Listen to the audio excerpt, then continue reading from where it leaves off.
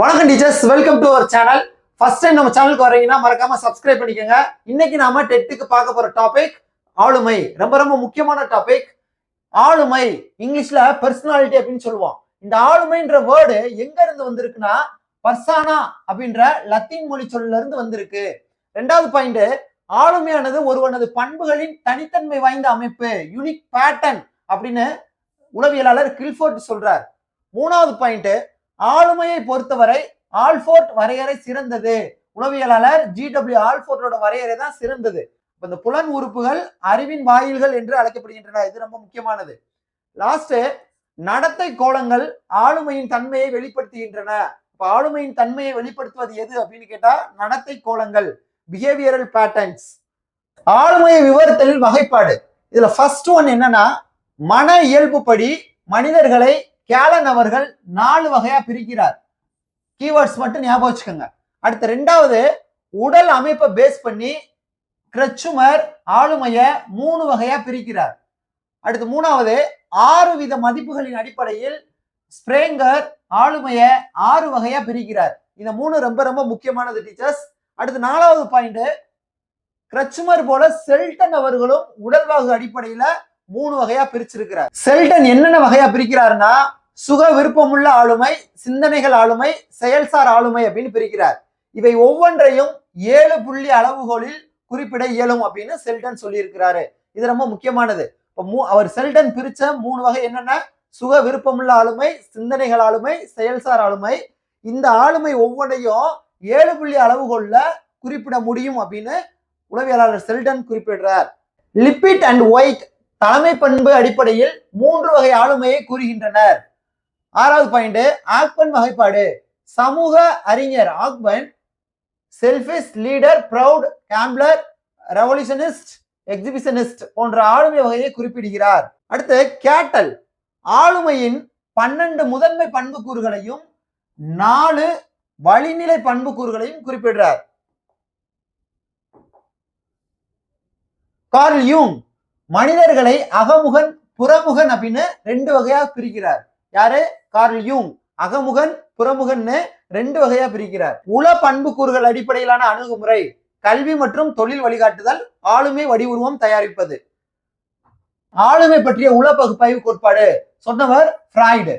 இதுல 3 வரும். இட்டு, ஈகோ, சூப்பர் ஈகோ. தமிழ்ல இட்டு அப்படிங்கிறது அடிநிலை மனம், ஈகோ அப்படிங்கிறது நனவு நிலை மனம், சூப்பர் ஈகோ அப்படிங்கிறது மேல்நிலை மனம். இது 3 ரொம்ப ரொம்ப முக்கியம். அது எதை பேஸ் பண்ணி வருதுன்னு பாருங்களேன். ஃபர்ஸ்ட் பாயிண்ட், ஈட்டி என்ற அடிநிலை மனம். இது 1. 2, தன்னுணர்ச்சி அடிப்படையாக கொண்டது என்னது? ஈகோ, நனவு நிலை மனம். அடுத்து 3, சமூக பண்பாட்டு சூழ்நிலைகளால் உருவாகுவது மேல்நிலை மனம், சூப்பர் ஈகோ. இந்த 3 பாயிண்ட் ரொம்ப ரொம்ப முக்கியம். அடுத்து இட்டு 10 பார்க்கலாம். இட்டு ஆளுமையின் அடித்தளம். இதுதான் 2வது பாயிண்ட், பிற மனநிலைகளின் இயக்கத்துக்கு தேவைப்படும் சக்தி லிபிடோ எனப்படும். 3, இவை முழுமையும் நனவிலி நிலைப்பட்டவை. அடுத்து ஈகோ பாருங்க. இட்டின் நடவடிக்கைகளை கண்காணிக்கும் ஒரு காவற்காலன். யாரு? ஈகோ. இட்ட பத்தி கண்காணிக்கிறதா யாரு? ஈகோ. அதனாலதான் இது ஆளுமை போன்று செயல்படுகிறது அப்படின்னு சொல்றோம். 3வது சூப்பர் ஈகோ 6 வயதில் எழ தொடங்குகிறது. மனசாட்சி, வாழ்க்கை குறிக்கோள்கள் ஆகியன மேல்நிலை மனத்தின் கூறுகளாகும். அப்ப சூப்பர் ஈகோ மேல்நிலை மனத்தோட கூறுகள் என்ன அப்படின்னா, மனசாட்சி, வாழ்க்கை குறிக்கோள்கள். அடுத்த பாயிண்ட், இட்டு, ஈகோ, சூப்பர் ஈகோ இணைந்து செயலாற்றினால்தான் ஆளுமை சமநிலை ஒருவனிடத்தில் தோன்றும். இது இசைவான ஆளுமை வளர்ச்சி எனப்படுகிறது. இந்த 3மே இணைந்து செயல்படணுமா, அப்பதான் ஒரு ஆளுமை சமநிலை ஒருத்தன்ட்ட இருக்கும் அப்படின்னு சொல்லப்படுது. இது இசைவான ஆளுமை வளர்ச்சி எனப்படுகிறது. அடுத்தது பாருங்க, ஊக்கிகள் தூண்டும் நடத்தைகள் எழுவது தடைப்பட்டால் மன விரைப்பு நிலை தோன்றுகிறது, அதாவது டென்ஷன். நெக்ஸ்ட், ஃப்ராய்டின் கோட்பாடு உள இயக்க கோட்பாடு என்றும் அழைக்கப்படுகிறது.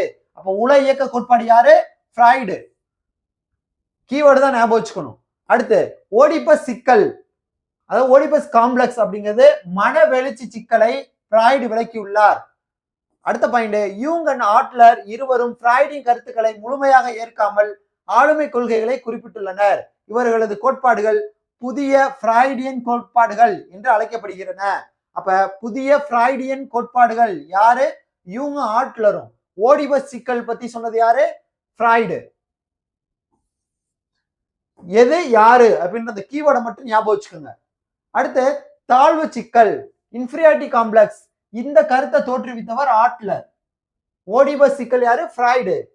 தாழ்வு சிக்கல், இன்ஃபீரியாரிட்டி காம்ப்ளெக்ஸ் யாரு? ஆட்லர். அடுத்த பாயிண்ட் காப்புணர்ச்சி. இது ஒரு மன தேவை. இத்தேவை நிறைவேற ஏற்பதும் பாராட்டுவதும் தேவைப்படுகின்றன. பிறரது துணையால் தோன்றும் காப்புணர்ச்சி சார்புள்ள காப்புணர்ச்சி என்கிறோம்.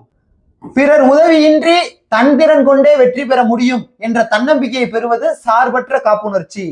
அப்ப சார்புள்ள காப்புணர்ச்சி, சார்பற்ற காப்புணர்ச்சின்னு பாக்குறோம். அடுத்த பாயிண்ட் உடல்சார் காப்புணர்ச்சி, தற்காப்பு உணர்ச்சி என்றும் அழைக்கப்படும். அடுத்து நம்ம பார்க்க போறது ஆளுமை காரணிகள். இதுல உயிரியல் காரணிகள், சமூக காரணிகள், உளவியல் காரணிகள் இருக்கு. உயிரியல் காரணிகள் எதாவது வருது பாருங்க. உடல் சார்ந்த பண்புகள், நாளமில்லா சுரபிகள், நரம்பு மண்டலம், இது எல்லாம் உயிரியல் காரணிகள் வருது. அடுத்து சமூக காரணிகள்ல குடும்பம், வீடு, பள்ளிக்கூடம், மொழி, பண்பாடு, இது நாளும் சமூக காரணிகளின் கீழ் வருது. உளவியல் காரணிகள் நுண்ணறிவு, ஊக்கம், மனவெழுச்சி, மனப்பான்மை, கவர்ச்சி அல்லது அக்கறை, பற்று, இந்த ஆறும் உளவியல் காரணிகளின் கீழ் வருது. யூங் நம்ம ஏற்கனவே பார்த்ததுதான் மனிதர்களை அகமுகன், புறமுகன் அப்படின்னு ரெண்டு வகையா பிரிக்கிறார். இல்ல புறமுகன்னா யாருன்னா வெளியுலக தூண்டல்களால் பெரிதும் உந்தப்படுபவன், சமூக வாழ்வில் தீவிரம் கொள்வான், இவன் புறமுகன். அதுல வருது பாருங்க, புறம் அப்படின்னு வருது. புறம்னா வெளியில, அப்ப வெளியுலக தூண்டல்களால் பெரிதும் உந்தப்படுபவன், சமூக வாழ்வில தீவிரம் கொள்வான் அப்படின்னு இருக்கு. அடுத்தது டைப்பு அகமுகன். அகமுகன்னா புற உலக நிகழ்ச்சிகளில் பங்கு பெறாதவன், சிறு தோல்வியையும் பொருள்படுத்த மாட்டான். இது முக்கியமான பாயிண்ட்ஸை மட்டும் கொடுத்திருக்கேன். அடுத்து பாருங்க, ஒவ்வொரு குழந்தையையும் தனக்கு உகந்தவாறு தனித்தன்மையுடன் உயர்நிலை அடைய முயற்சித்தலை அவரது வாழ்க்கை முறை அல்லது அவரது பாணி என்கிறோம். பாணினா என்ன, வாழ்க்கை முறைனா என்ன அப்படின்னா ஒவ்வொரு குழந்தையும் தனக்கு ஏத்த மாதிரி ஒரு தனித்தன்மையோட உயர்நிலையை அடைய முயற்சி செய்யறது. அதுக்கு பேர் தான் வாழ்க்கை முறை, இல்லைன்னா அவரோட பாணி அப்படின்ற ஒரு வார்த்தை சொல்றாங்க. அறிவியல் முறைப்படி மேற்கொள்ளப்பட்ட வழிமுறைகளில் முதலில் தோன்றியது வகையியல் அணுகுமுறை. டீச்சர்ஸ் இது ரொம்ப முக்கியம். அறிவியல் முறைப்படி மேற்கொள்ளப்பட்ட வழிமுறைகளில் முதல்ல தோன்றியது எது அப்படின்னா டைப் தியரி, வகையியல் அணுகுமுறை. இதுவரைக்கும் ஆளுமையை பற்றிய சில குறிப்புகள் பார்த்தோம். அடுத்து நம்ம பார்க்க போறது ஆளுமையை அளவிடும் முறைகள். இதுல 3 முறைகள் இருக்கு. என்னென்ன? அகவய முறைகள், புறவய முறைகள், புறத்தேற்று நுண்முறைகள். Subjective methods, objective methods, projective methods அப்படின்னு 3 முறைகள் இருக்கு டீச்சர்ஸ். இந்த 3லையும் உள்ள சப்டிவிஷன்ஸ் நிறைய வரும். அடுத்த கிளாஸ்ல தனி வீடியோவே கொடுக்குறேன். Thank you teachers.